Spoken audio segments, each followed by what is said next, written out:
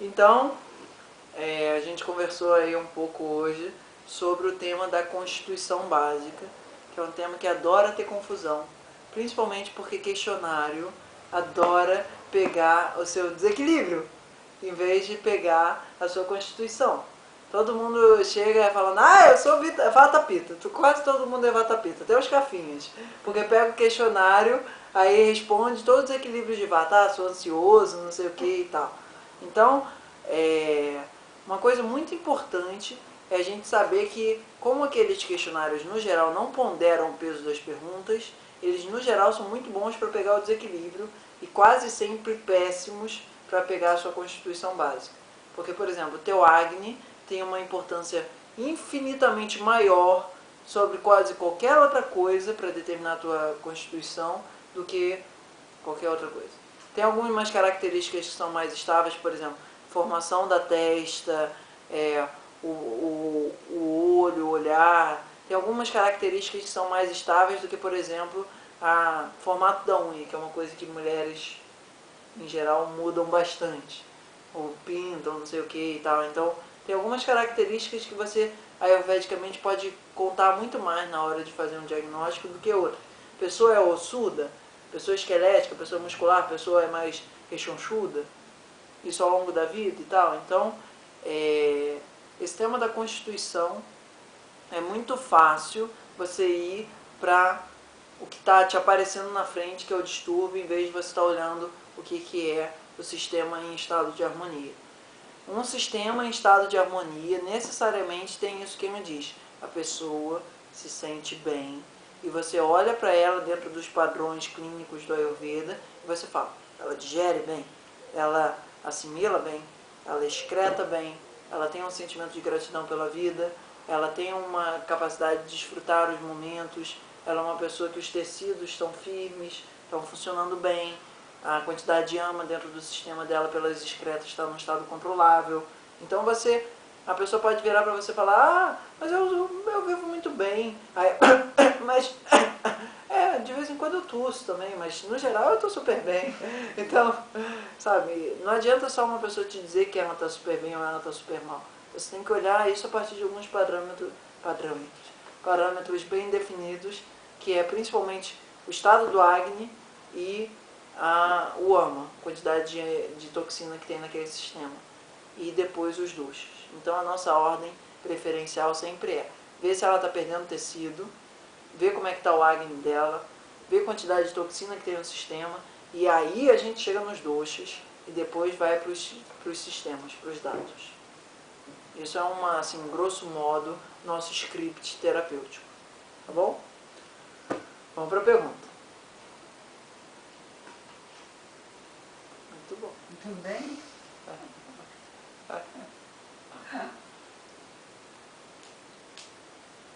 Como é que você faria uma análise dos tecidos, esse primeiro nível de avaliação? A pessoa chega, qual o tipo de abordagem mais interessante para poder fazer essa avaliação dos tecidos? Então, no tecido você tem sinal de hipo, hiper e saudável. Cada um dos tecidos você tem todos os indicativos, por exemplo, tecido muscular. É um tecido que, se a pessoa te diz que ela se sente muito insegura e também com uma sensação de incapacidade, provavelmente ela tem baixo mansa. Se ela se sente super valente e capaz de fazer tudo, e você olha para ela e fala, não, eu pulo de um prédio para o outro, tipo, aquilo dali é meu passatempo da tarde. Você olha para ela e fala, olha, provavelmente essa pessoa tem um excesso de mansa, que está dando uma sensação de superpotência a ela. Se a pessoa fala o seguinte, olha, eu acho que eu consigo fazer as coisas, de vez em quando eu enfrento os problemas, mas no geral eu me sinto capaz de realizar aquilo que eu me proponho, você tem um sinal diagnóstico psíquico de que aquele sistema de suporte está funcionando bem. Porque não só o dato a gente viu isso na sessão de dados, né? Que não só ele é o que é fisicamente, mas ele é o que é também na nossa psique. Então, tem uma forma de você ver isso pelo pulso, de você analisar cada um dos tecidos, mas conversando com a pessoa você já pode ter uma boa noção. A pessoa fala assim, eu tenho um sentimento de insegurança crônica, como se tivesse um vazio dentro de mim. Você olha para ela e fala o seguinte, teu sistema de AST está em questão, está com hipofunção lá. ou então a pessoa super rígida, não consegue mexer nada, assim, tem que ser tudo daquela forma. Há 50 anos que eu faço assim, e tem que ser assim para as próximas gerações. Você olha para ela e fala, provavelmente o ácido dessa pessoa está super dimensionado e aquilo dali não está dando uma flexibilidade necessária à vida dela. Então, o diagnóstico dos tecidos no pulso é um diagnóstico bem elaborado. Eu não sei fazer. Eu só sei fazer o dos doxas. Mas sei que dá para fazer. Mas psicologicamente você consegue ver o que significa raça, o que significa racta, o que significa mansa, o que significa meda, o que significa asti, madhya, shukra e ojas. Ojas não é um tecido, mas tudo bem. Você olhando isso, conversando com a pessoa, você consegue chegar lá. Por isso que o papel da conversa é um aspecto muito importante num procedimento terapêutico, clínico, né? Tem conversa, observação e toque. Os três são fundamentais para você fazer um bom exame clínico na pessoa. Então, a forma como ela se comporta, a forma como ela olha, tudo isso vai te dando um sinal. Cada vez mais, sua capacidade de observação vai ficando mais refinada. O que é simplesmente uma pessoa piscar para outra situação, você pode perceber que o vata dela está agravado, porque isso é um subvata e você percebe que ela não está piscando demais. Assim, não era para ela não estar piscando aquela quantidade. Entendeu? Então tem várias formas de você prestar atenção em sinais que a princípio não... Isso. Te respondi?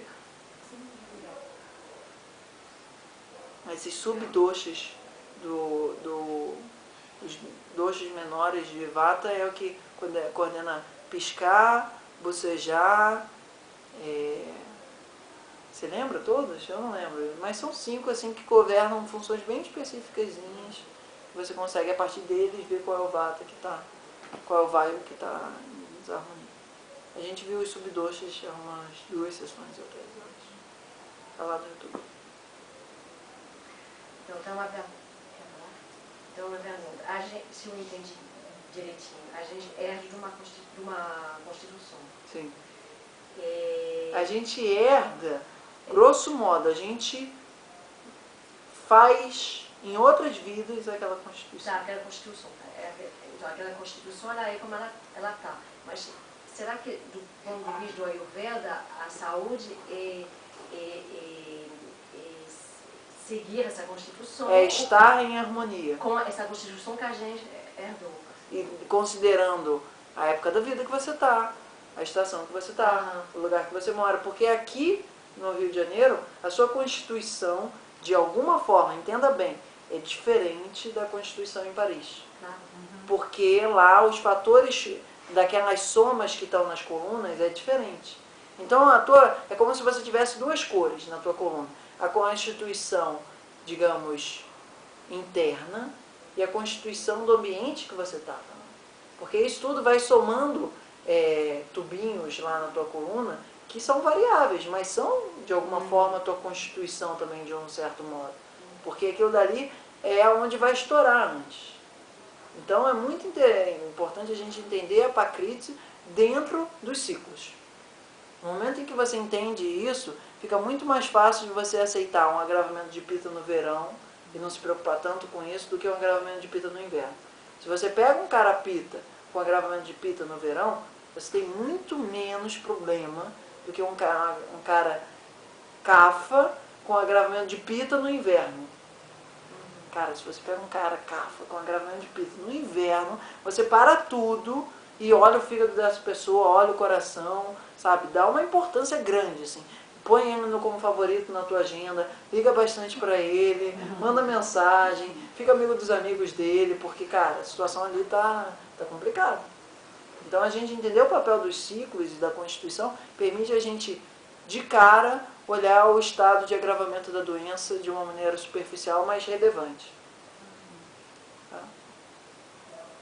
Então, isso é bem importante, entender as colunas de uma maneira com as cores fortes, que não mudam, mas com as cores pontilhadas, que estão relacionadas ali, mas estão também dentro de um conjunto de coisas que são os ciclos. Isso é fundamental. E você falou que a tendência é a pessoa desequilibrar o que ela já tem na Constituição. Por quê? Porque uma das regras fundamentais da cultura, vamos botar só dentro do Ayurveda para início de conversa, é que semelhante atrai semelhante. Certo. Então é muito mais fácil um pita ter propensão a gostar do salgado, do picante e do ácido, do que ter uma propensão a adorar o amargo. Que nem um vatinho vai adorar um café.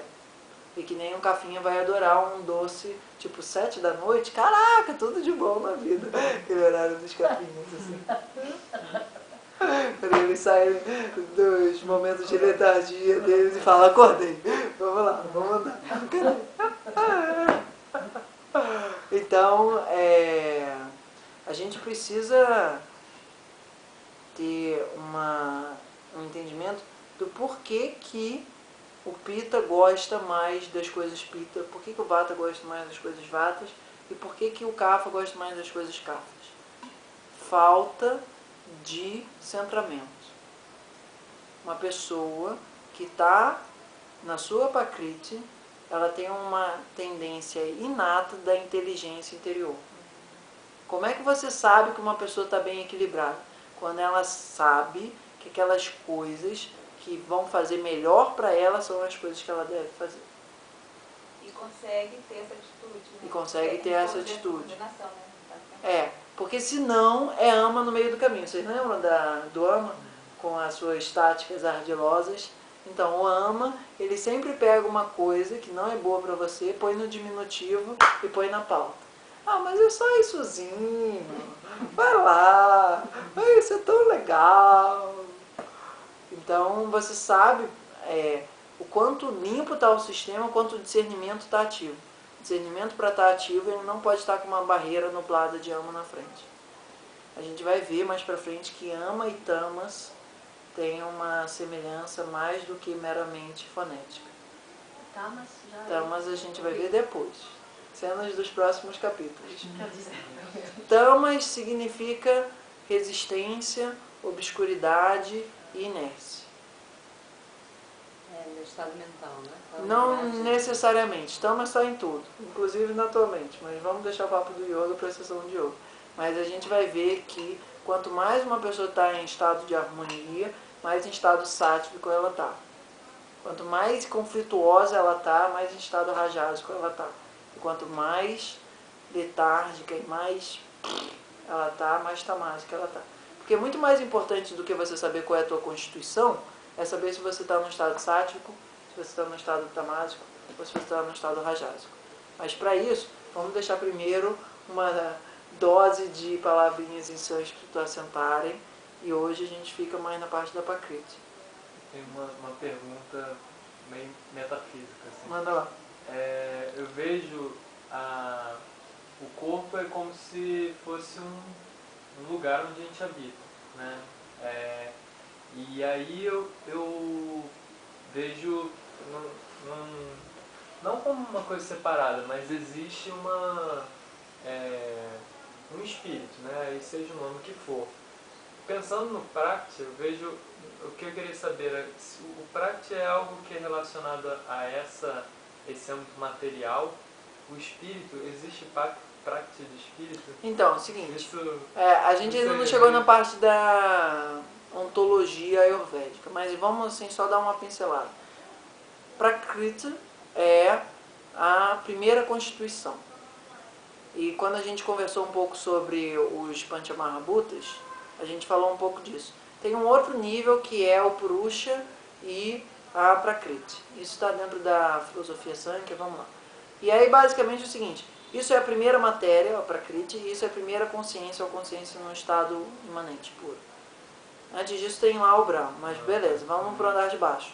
Quando essas duas coisas, por algum fenômeno que a gente não vai entrar muito em questão aqui, se misturam, começa a ter 3 modulações no universo, que é Sattva, Rajas e Tamas.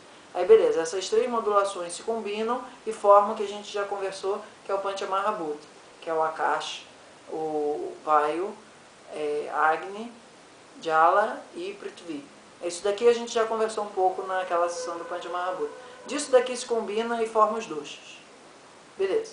Então, chegamos mais ou menos na questão energética, do que a gente chama de energética.